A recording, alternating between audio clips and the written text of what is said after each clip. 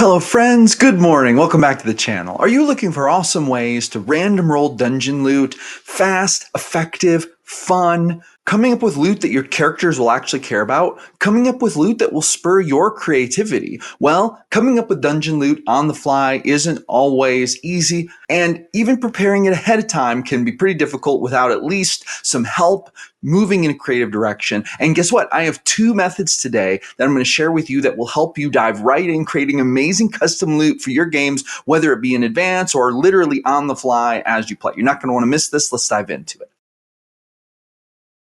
All right, first of all, you're going to have to forgive me. My numbers got a little bit messed up because I filmed this out of order. I told you there were actually two methods for random rolling dungeon loot in this video that I used, but there are actually three, and this is the actual first one I want to share.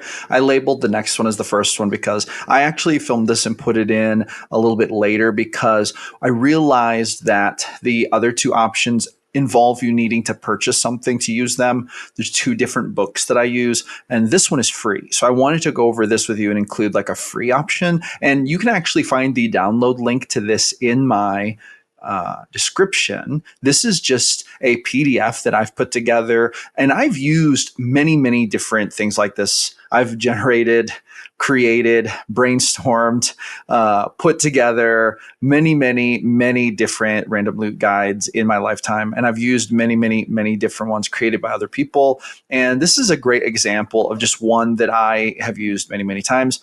And this will not require you to purchase anything. So I would say that if you do not have the resources to purchase either of the books I'm about to talk about in the rest of this video, then you can download this and it'll be awesome.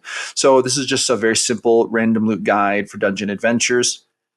And it has just like really basic rolling stuff. You can roll for gems, you can roll for art pieces, you can roll for scrolls, you can roll for potions, you can roll for armor types, you can roll for weapons, and then you can also put magical properties on the weapons if it's like a magic item.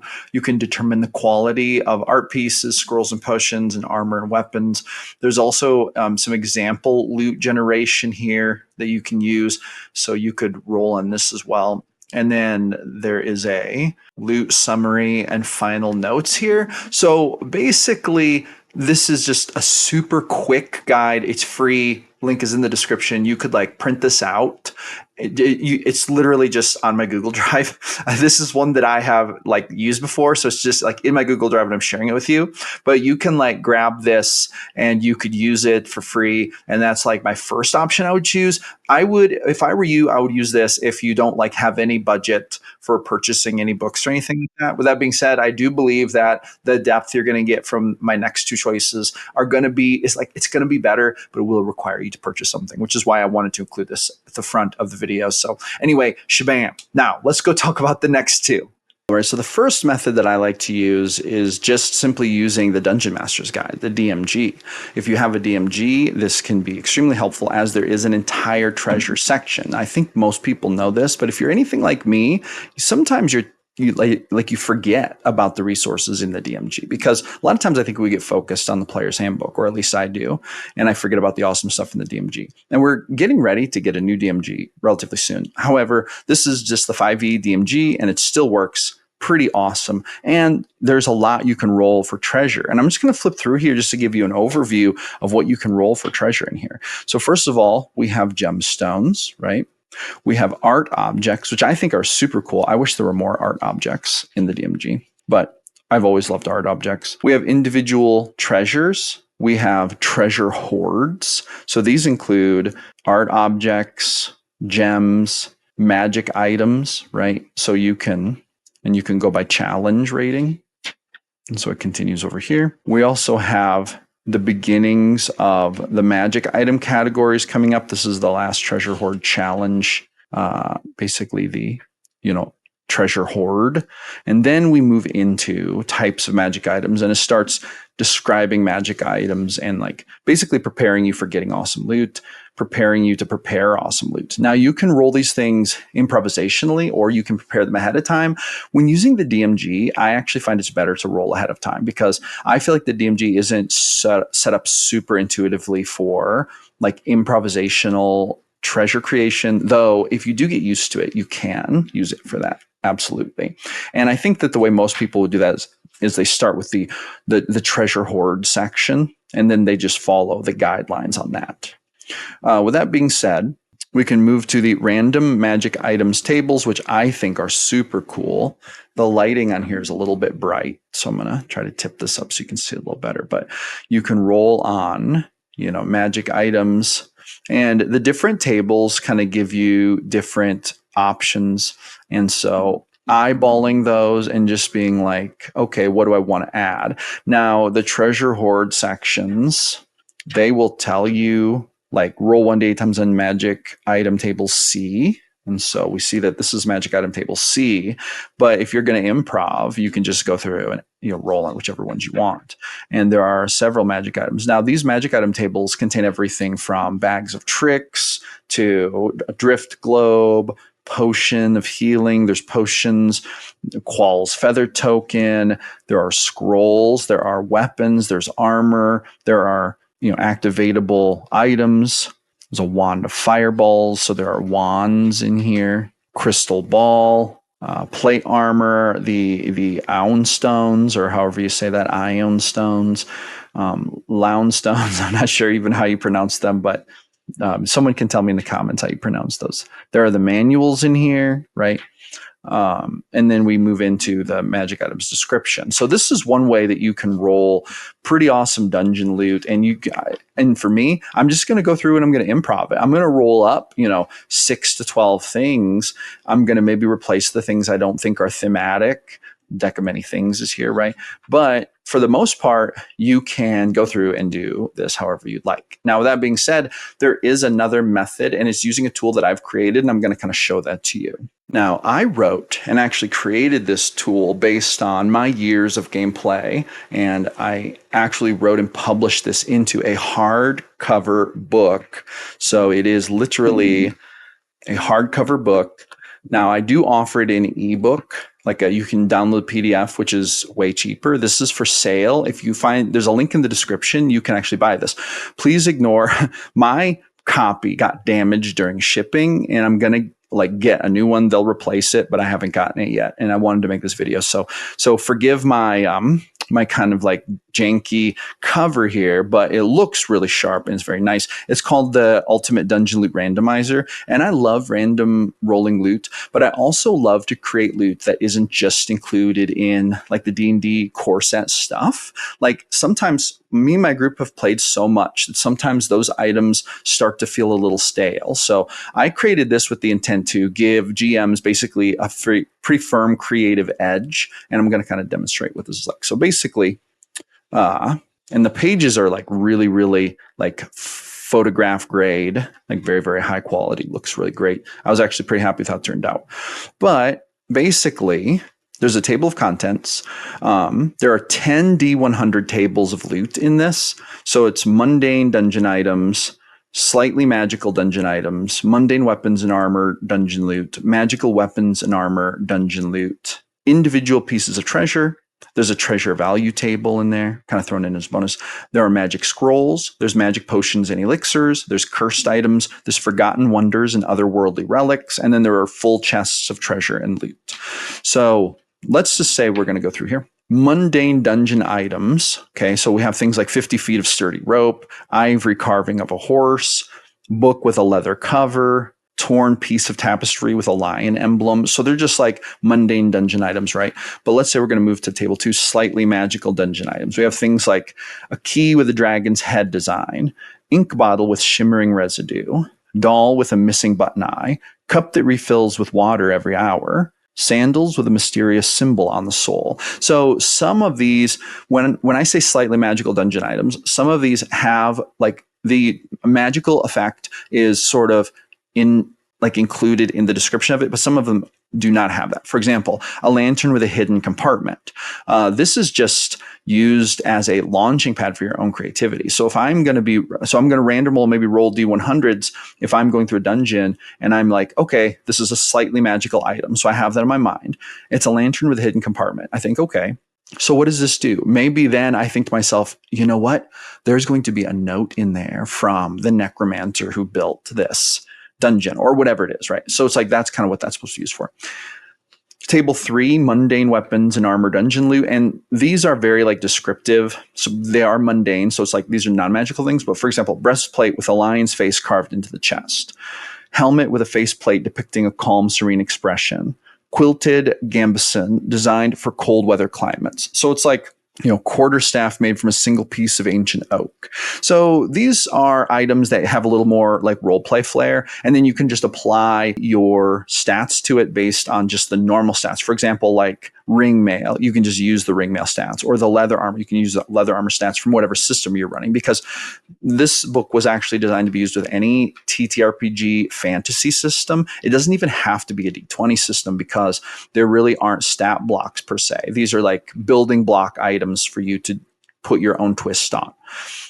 So let's go to table 4, magical weapons and armor. So the magical weapons and armor section has stuff like Emberblade sword, a slender sword with a blade that glows with faint pulsating red veins. Magical properties. It deals extra fire damage with each strike, setting small objects ablaze on contact. So you can make that as complicated or as powerful or as, basic as you want. You could give it a command word, you could make it sentient, you could do anything you want. But the idea is this gives you a starting point for your creativity, right? So let's go to another thing. Lightbringer sword, a sword with a blade that shines like the sun. Magical properties. It emits a bright light that banishes darkness and harms undead creatures, right?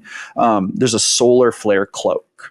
A bright orange cloak that shimmers with solar energy. Magical properties. It can emit a blinding flash of light, disorienting enemies. So this just gives you starting points, but there's like sunburst gauntlets, shadow veil hood. There's a thunderstrike bow. There's a venomous chain. There's an inferno cloak, sunfire shield. There's a lifebringer blade, an infernal axe, storm cloud crown. There's light weaver robes, a volcanic hammer, stuff like that. Now let's go to table 5, which is individual pieces of treasure. So there's a table here where you can, like, if you're not sure what the value of any type of treasure is in here and you want to kind of random roll what the world value would be, you can just roll. There's a simple, just like kind of upscaling gold piece table here. And then we have individual pieces of treasure. There's like coinage. And then there's stuff like a pair of ruby studs, small round ruby studs with a deep blue hue. There's stuff like a golden tiara, a delicate tiara made of twisted gold wire adorned with small gemstones. So there's like little descriptions in here to kind of make it a little more interesting, or to try to make it a little more interesting than just like a ruby, right? For example, a silver circlet, a delicate circlet made of twisted silver wire, a large emerald, a bright green emerald, the size of a thumb, so it's like gives it a little bit of flavor.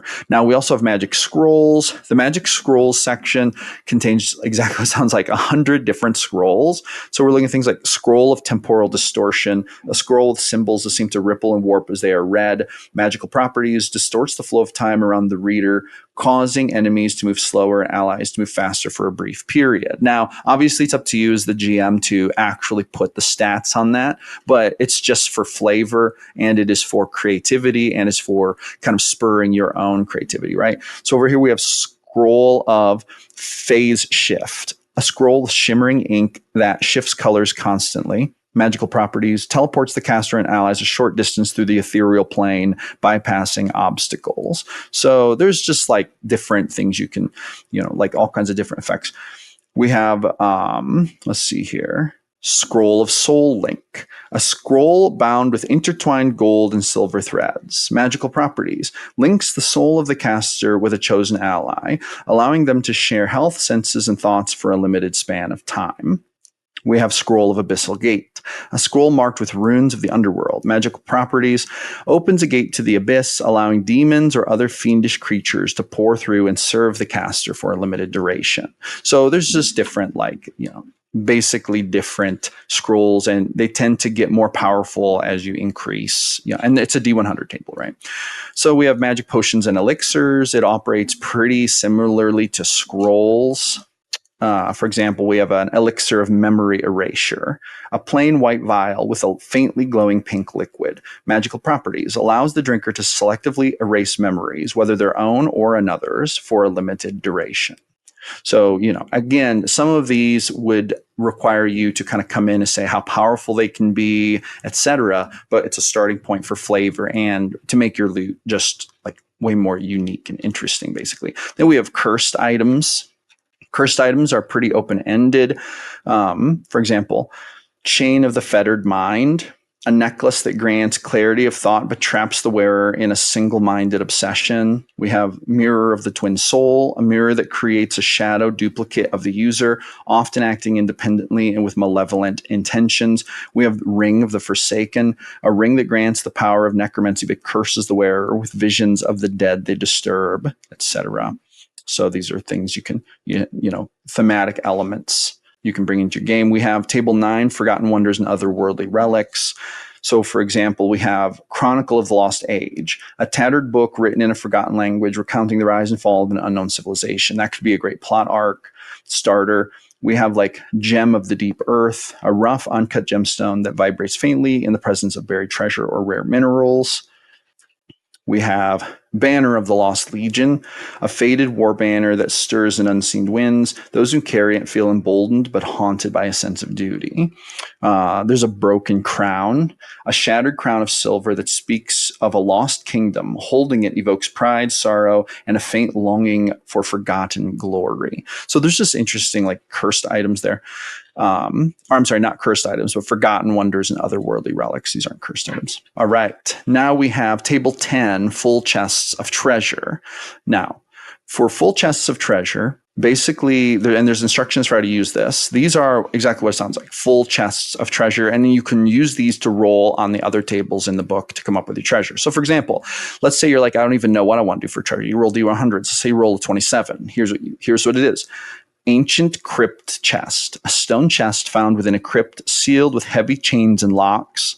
Coins, 220 silver coins, 120 gold coins. Items, 1 magical potion or elixir, table 7, 1 forgotten wonder or otherworldly relic, table 9. So, and then as they go up in number, they kind of become more like valuable. So let's say you roll a 53. Runed Golden Chest, a golden chest covered in ancient runes that protects its contents from harm. Coins, 480 silver coins, 380 gold coins. Items, 1 magical potion or elixir, table 7, 1 magic scroll, table 6, 1 slightly magical dungeon item, table 2, 1 cursed item, table 8. So, you just go re-roll on those things and then you come up with your whole treasure. And you could do that a couple times, do whatever you need to do to get all the stuff. So anyway, that's just an example of this. And this is available. Link is in the description. You can buy the hardcover book like this, or it's like if that cost is a little high, you can also buy the PDF ebook download. So, if you're not sure if you'd use this a lot, you could order like the PDF version and then you could try it out. And if you like it, you could order the hardcover, because I think the hardcover is way more like, the hardcover is way more handy. Like obviously I could pull it out and use it while I'm playing in the game, but the ebook would absolutely function. And so pretty cool. But yeah, so that is the ultimate dungeon loot randomizer created by me, the GM philosopher. So yeah, pretty awesome. And I enjoy getting to show it to you. And I use that a lot. I have used many versions of this throughout my gaming repertoire, and it has served me very faithfully. And I finally just put it into a book and decided to make it available. So those are my 2 favorite ways to roll Dungeon Loot, using the DMG and then using my own Dungeon Loot randomizer, which finally is now available to everybody. And you can find that link in the description. What I will say is this: I think that the DMG, if you have it, is pretty awesome for rolling loot. I do find that it gets kind of old fairly quickly, and I found myself wanting like new stuff. I found myself wanting to like roll on something that would help really jumpstart my creative process for homebrewing new items. I love to homebrew stuff. So the ultimate dungeon loot randomizer is what I would use nowadays in conjunction with that, and I would use them both, and I would roll all kinds of awesome loot and probably give my players more stuff than I should, but it's super fun. And I would probably use the dungeon loot randomizer more in advance and then write out the stat blocks, because you could use it for any fantasy system. I play D&D, so I would write out D&D specific effects for it, but it was written to be used with any fantasy system. It doesn't even have to be D20 because it doesn't have any like hard stats or hard numbers really. It's just sort of a conceptual framework for ideas and then like physical descriptions. So anyway, there you go. That's going to do it. That's a wrap for how I roll awesome dungeon loot for my games. Thank you so much for coming back for another one of my videos. I'm here almost every day creating videos about the best game in the world, D&D. So I'll see you awesome people on the next one.